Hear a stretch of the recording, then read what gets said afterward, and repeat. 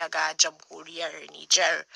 Sojojin ƙasar Chadi waɗanda aka girke a bakin birnin Yamai kwanaki da dama sun ɗaga zuwa jihar Tilaberi ta kan iyaka da Mali domin yaƙar ƙungiyoyin 'yan ta'adda. Shugaban ƙasar na Nijar da takwaransa na Chadi suka kaddamar da tafiyar sojojin a lokacin wani biki na musamman da gwamnatin jamhuriyar Nijar din ta shirya a yammacin jiya a birnin Yamai. Wakilinmu daga Yamai ɗin Garzali Abdu Tasawa na ɗauke da ƙarin bayani a cikin wannan rahoton da ya aiko mana.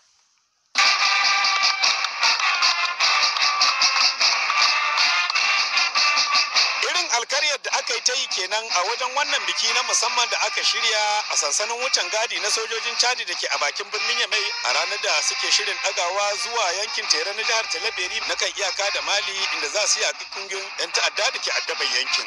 Bikin dai ya wakana ƙarƙashin jagorancin shugaban ƙasar Nijar Alhaji Muhammad Isu da takwaransa na ƙasar Chadi Marshal Idris Deby.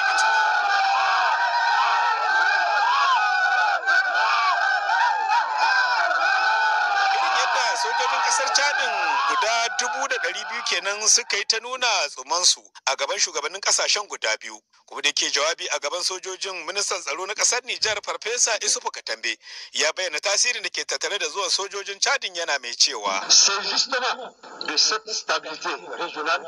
ya ce batun tabbatar da zaman lafiya a yankin mu shine ya haɗa mu a wajen wannan taro. Shugabannin kasashen da suka hallara a nan kuwa sun zo ne domin ganin halin da kuke ciki da kuma tanadin da aka yi muku kafin ɗagawar ku zuwa fagen daga, inda za ku haɗu da sauran takwarorinku na kasashen Mali, Nijar da Burkina Faso na rundunar haɗin gwiwa da za ku yi aiki kafaɗa da kafaɗa, kuma muna masu tabbacin cewa za mu samu sakamako mai kyau a cikin aikin.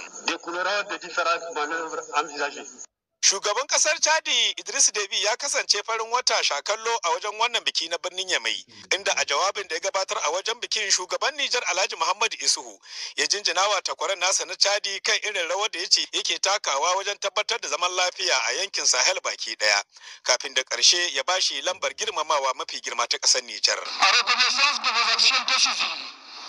Ya ce domin nuna godiyarmu a game da kokarin da kake nunawa a cikin wannan kokowa ta neman samar da zaman lafiya, tabbatar da tsaro da kuma ci gaban kasashenmu a hulɗar ƙasa da ƙasa ko kuma a ƙarƙashin ƙungiyoyinmu na ƙasa da ƙasa, da sunan jamhuriyar Nijar na baka lambar girmamawa mafi daraja ta ƙasar Nijar.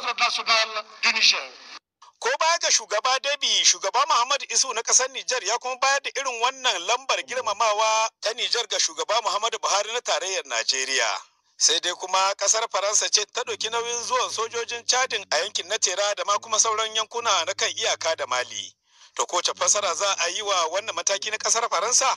Malam Musa Aksar ɗan jarida ne mai binciken kwakwaf kana mai shari kan harkokin tsaro a jamhuriyar Nijar. A can Faransa mutane suna ga ana kashe musu sojoji, su ma suna so su sannu su jaye mutanen su bar kasashen waɗanga na Afirka na jesan Sahel su doki harkar tsaro su da kansu su yaƙi waɗannan 'yan ta'adda, dan shine akai gaugawa a kawo waɗannan soji 'yan Chadi. Kuma jim kaɗan bayan kammala wannan biki ne dai kai tsaye ayarin sojojin ƙasar Chadin ya tashi zuwa yankin na Tilaberi, inda tsakaninsa da 'yan ta'addan Mali ake sa ran ba tare ɓata lokaci ba za a yi ta ƙare, wai ramammiya zagi maye in ji A jamhuriyar Nijar, hukumar nan da ke yaƙi da cin hanci da rashawa ta ƙasa wato halsiya ta sanar da yin nasarar karɓo wasu biliyoyin kuɗaɗen haraji na gwamnati da kuɗaɗen gwamnati wato da suka makale a hannun manyan kamfanoni da ma ma'aikatan gwamnati. Hukumar dai ta yi bayani kan wannan nasara da ta samu ne a lokacin wani taron manema labarai da ta kira. To kan wannan batu ne daga nan Bon Binta Ali Zurmi ta tuntuɓi Muhammad Wada ta wayar tarho, shugaban hukumar Transparency mai yaƙi da cin hancin reshen Nijar, domin jan yadda suke kallon wannan aiki. Ƙoƙarin da Alfiya ta yi ta bayyana a yanzu sai ce abu ne wanda yake mai kyau, abu ne kuma wanda ya kamata a ce ana yin shi, kuma abu ne wanda bai kamata a ce ba ma sai an bu bayan mutane an gwada musu iko su yi shi, don saboda mutanen ya kamata a ce sun bauta ma ƙasarsu kuma ya kamata a ce suna ba ƙasa hakinta. Amma da ba su yi halsiya ta bi bayan su na farko sai a ce wannan halsiya ta aiki wanda ya kamata a yaba ta. Wannan ba shine karo na farko da ake kafa hukuma da ke yaƙi da cin hanci da rashawa ba a jamhuriyar Nijar. Me yasa ita halsiya take samun damar karɓo kuɗaɗen da aka sace akasin sauran hukumomin da suka yi aiki kafin ita? To madalla. Dama abu ne wanda muke kuka da shi can dama. Mun ka ce ƙungiyoyi da aka sa don su kokowa da cin hanci da rashawa. A ba su halin da za su aiki, a ba su kayan aiki, a ba su kuɗin da za su tahiya su nemo kuɗi. Sai da ruwan ciki ake jawo na rijiya. Abin da ya sa aka samu wagga nasara. Wato kama kungiya ta gangaman kasashen turai da ake cima Union European. Wato ta taimaki alsiya da kuɗi mararan miliyan 262. Miliyan 262. Wato alsiya ta sai motoci, ta sai kayan bincike, ta sai duka wasu kaya waɗanda ke iya ba ta hanyar samuwan ga aiki. To shekaru 10 kenan da aka kafa wannan hukuma, amma sai yanzu ne take samun nasarori. Shin za a iya alakanta wannan nasarorin take samu da bankwana da shugaba Muhammadu Isufu ke shirin yi ga mulki ne yasa aka sakar mata ragama take yin abin da ya kamata? Lalle wagga sakamako da ta samu ya yi daidai da tahiya ta Muhammad Isu ce faduwa ta zo daidai da zama. Amma muna cewa da tun da aka yi alsiya kayanta ne nan ta samu matsaloli, wato sai ta kware ga aiki yau da gobe sai mu ce alsiya ta kai inda yanzu ta san abin da ya kamata ta yi a gaugauce, ta san wanda ya kamata ta yi a hankali kwance, ta san duk aiki iri-iri na kokowa da cin hanci da rashawa.